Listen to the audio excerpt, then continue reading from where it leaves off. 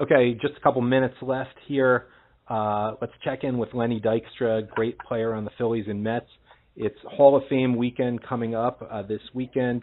The players who are going in are Tim Raines, Jeff Bagwell, and Ivan Rodriguez. Great players, obviously. Lenny, you have some opinions on the Hall of Fame. We have only a couple minutes.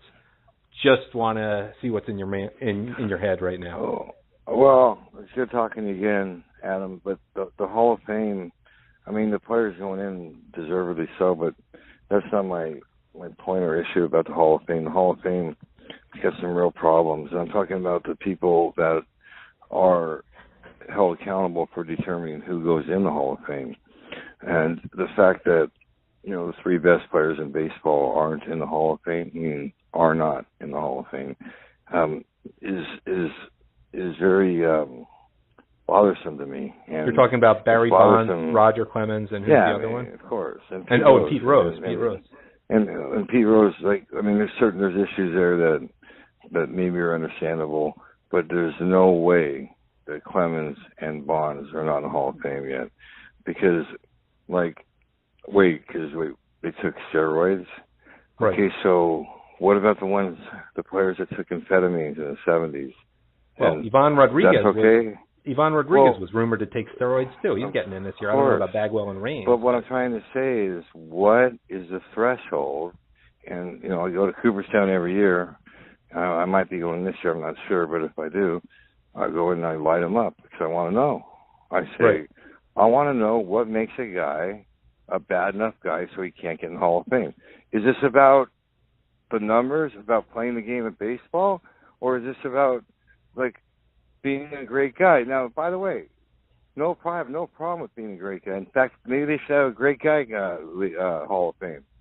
But this isn't about being a great guy, because you look back in time, you had some of the meanest, dirtiest, alcoholics, everything. Not everyone can be your old teammate. They have no answer. What's Gary the Carter? Though? Not everyone can be Gary Carter, basically.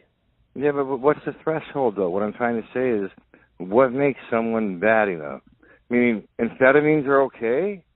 Well, amphetamines were more important to me than the other stuff, because amphetamines helped me get energy. Right. And that's why every player took them. But so that's okay. And it's okay to beat your wife or to have extramarital affairs. So what's the threshold? I want to know. They won't answer you. How many steroids do you have to take? How many, if you take Barry Bonds' first 10 years when he was in Pittsburgh, when he didn't take, a steroid, okay, his stats are fifth best overall. Yep. Okay. Now, where I have a problem... Wait, Lenny, let me remind people of something. The only reason you were not the MVP of the National League in 1993 was because you lost two? Well, I lost to Barry Bonds, but that was... I shouldn't have lost to Bonds, because the MVP should be the most valuable player, and Barry Bonds wasn't that valuable, helping his team finish fifth or sixth. He hit a lot of home runs. No, actually, they won 103 games. Whatever, though. I mean, they didn't win. They didn't go to the big dance, Right. And I don't know how many games they won that year. They won a lot. They lost by one game to Atlanta, and then you guys beat Atlanta in the playoffs. Yeah. So okay, so they finished second. So how can he be that? That's your most valuable player in the league, helping the team finish second. Second, people don't get paid for finishing second. Mm-hmm. But let's get back on point, though. So when I asked them this, they wouldn't answer me, so I kind of yelled at them. I said, I want to know what the, threshold is that makes a guy a bad enough guy so he can't be in the Hall of Fame. Right. I mean, really? So it's okay. We'll waive off amphetamines. No problem. What about pain pills? I can go on and on and on. It's either you can't get a little bit pregnant, meaning you either took PEDs, performance-enhancing drugs, which is all of the ones I've talked about, or you didn't. So if you took some, then they obviously helped your performance. So they don't even know themselves. No. Meaning, do they always blow you off? In the Hall of Fame. Did they always blow you off when you try to ask it? Well, no. They had the they had like security would always have to come get me out. And I remind people who may not know the story, you're the guy who basically ended the strike in '94. So you've always not been... not basically. I did end the strike in '94. I was not basically, and you want to know the proof? Yeah. Well, ask anyone who was at the meeting. But the real proof is in 1995 and 1996, I was voted on the All-Star team by the fans, and I didn't even play. Yeah. Well, you've always been a hurt. fan favorite. There's no question about that. No, but that's a direct result of me ending that strike. Okay, I went out and I went public, and my voice was loud and clear because I just came off '93, and so I called the union up and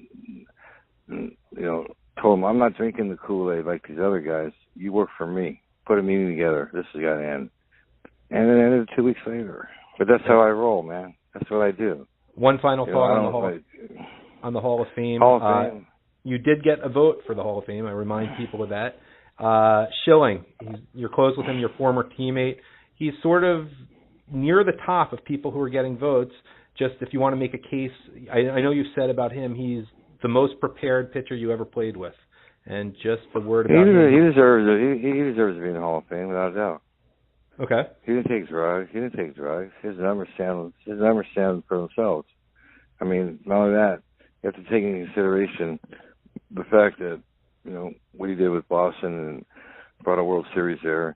And overall, I mean, if he's not a Hall of Fame pitcher, what is a Hall of Fame pitcher?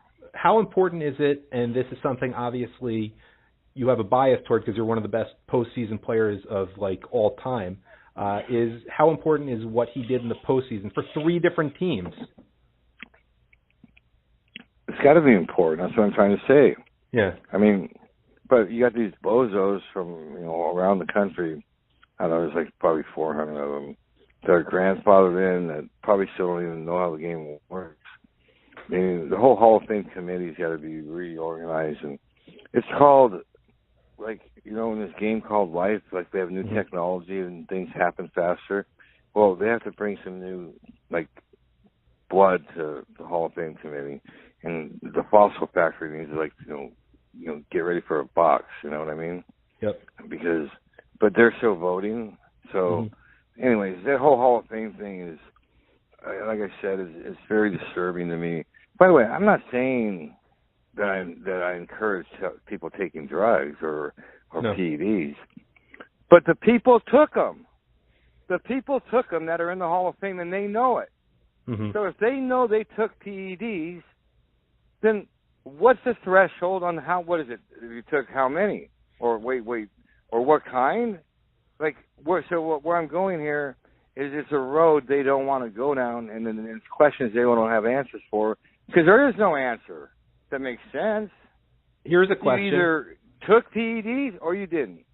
And a question I have is, are the people being punished the guys who would have been probably Hall of Famers anyway, who became even greater players, and I'm talking about Clemens and Bonds, versus guys who may not have made the Hall of Fame, but because of PEDs, and I'm talking about Ivan Rodriguez right there, and maybe Piazza, but crossed the limit, crossed the threshold into the Hall of Fame because of those drug use. I mean, I don't have the specific facts, but Bonds and Clemens were great players anyway. Clemens, he didn't take anything. He didn't trust me. He didn't need anything. I hit off the guy. I hated hitting off him. He was filthy. I mean, what I'm saying, though, is the thrust of where I'm going with, I know you have to end this, but the thrust of the story is, or what our conversation is about, is what is the threshold? What is the determining factor that makes a player not what is keeping a great player from not being in the Hall of Fame, like Barry Bonds and Roger Clemens? Well, so PEDs, you're saying.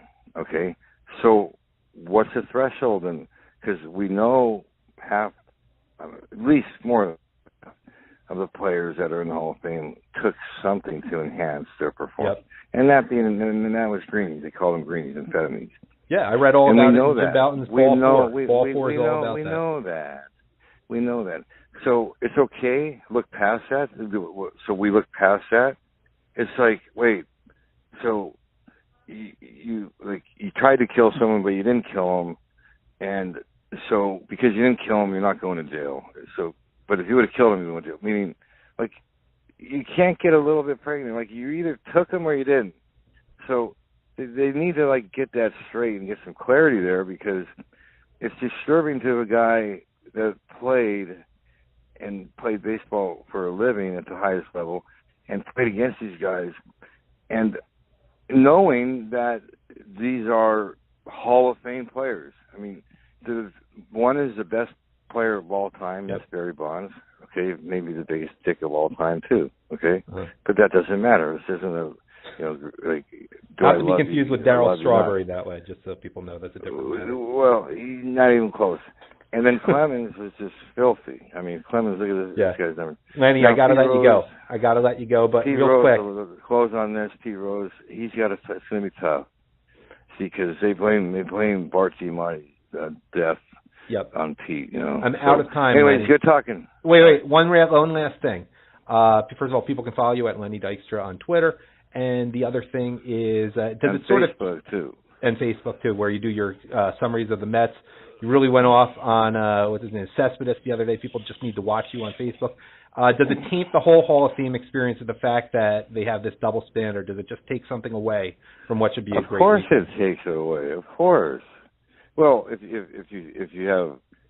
think, I mean, if you're not like, but remember, we're talking about 80% of the people, like, they don't even consider what I'm saying, like maybe because they're the guys that get up every day and go to their miserable job and take orders and go back home to their miserable wife, eat her shitty food, don't have sex, get up in the morning and do it again, and that's their life. Gotcha. Okay? Lenny, thanks for coming on today. But in closing, that's not my life. No, we know that. And people can read about it in House of Nails, bestseller last year. Lenny, always great having you on. See you, buddy.